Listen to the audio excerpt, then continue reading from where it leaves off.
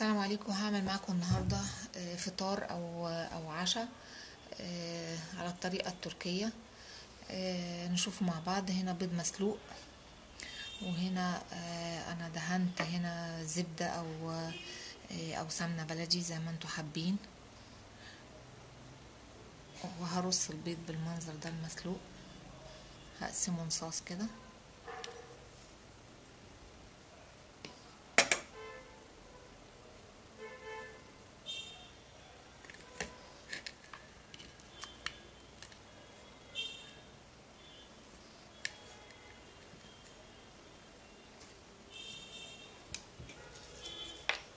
قطعته ورصيته بالمنظر ده.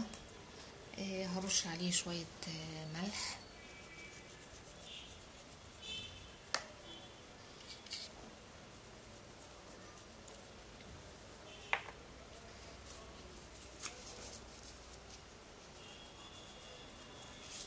هرش عليه شوية فلفل،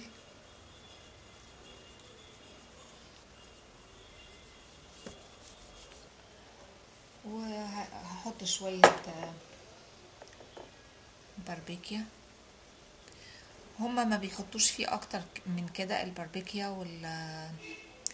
والملح فقط لا غير، وبعد كده بيحطوا الجبنة الموتزاريلا.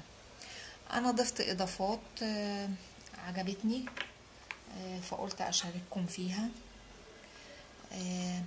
انا بحط قطع من الجبنة الفيتا، بتسيح مع البيض اما بيتشوح على النار، بيبقى طعمها جميل قوي.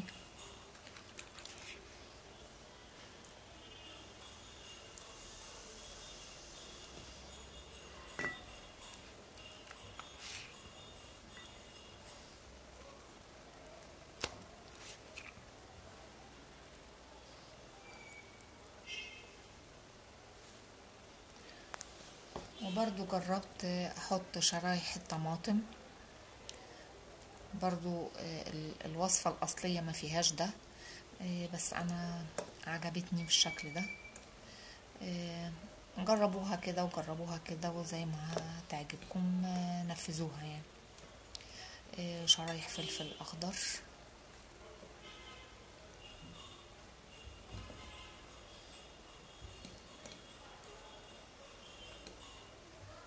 بعد كده احط المكون الاساسي فيها اللي هي الجبنه الموتزاريلا.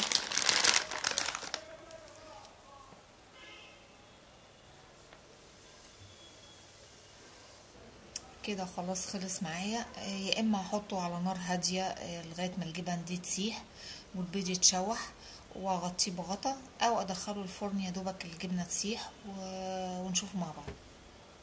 البيض بعد ما الجبنه ساحت على وشه، رشيت عليه رشه بابريكا تاني. ولو عجبكم الفيديو يا ريت تعملوا لايك واشتراك في القناه.